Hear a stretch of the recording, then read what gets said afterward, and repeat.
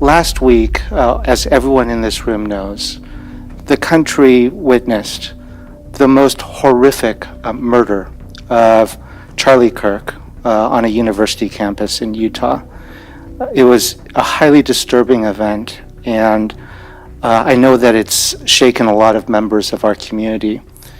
And I wanted to ask you, what were your reactions to this event, and what can you say to help our community process what this event means for something that we all care so much about, which is even when we disagree with someone vehemently over politics, it should never, ever descend into violence of any kind. I was very, very upset that someone's life was taken because they have a different opinion. It's just unbelievable. I mean, this was a great communicator, a great advocate for the right, for Republican causes. And he had such a great way of communicating with the students that agreed or disagreed with him. And I just thought it's a human being, a human life is gone. And he was a great father, a great husband. I was thinking about his children. They will only be reading about him now, instead of him reading to them. I mean, it's just unbelievable of what is going on. So I was shocked when I saw this, as we all were. And I think that since then there are endless amount of debates about how do we stop this. But we have to acknowledge that the cause of all of this is the social media companies that are dividing us, the mainstream media companies that are dividing us, the political parties, the Democrats that are dividing us, the Republicans that are dividing us. So we're getting hit from so many different angles, and we have to be very careful that we don't get any closer to that cliff.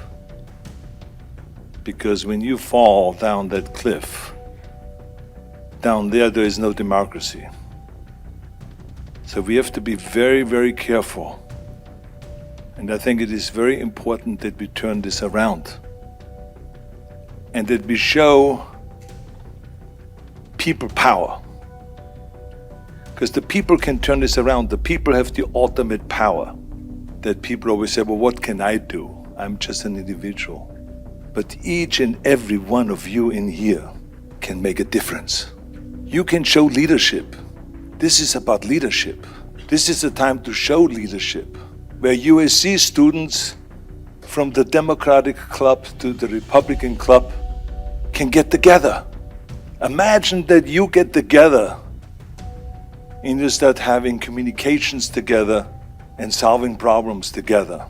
You will have the media turn out in no time and cover that story. And you will be an example for the rest of the nation and for all universities, how you get together, how you not see the other side as the enemy, or to fight fire with fire, like they're saying today, or to declare war on each other. You can show leadership and you can get together and be this example. Because remember, the people power is the ultimate power. That's what democracy is all about. This is what democracy is all about. If you analyze the word democrat, I mean the Latin, demo, people, crat, power, not politician power, it's people power. So use that power and start getting together and show to the country and to the world that we can do it. A lot of students that came to me afterwards, Democrats and Republicans, and said that they really enjoyed the event. Yeah. So yeah, no, he was a fantastic communicator. No two ways about that. In this video, Arnold Schwarzenegger speaks with a level of raw honesty that really struck me. What happened was not just a political tragedy, but a human one, and his words remind us that beyond ideologies, there are families, children, and lives irreversibly changed. I share his outrage that a person could lose their life simply for expressing a different opinion. What resonated most with me was his call to leadership at every level, not just from politicians, but from ordinary people like students willing to sit down and talk across differences. This is the true spirit of democracy: people power, the ability to resist division and choose unity.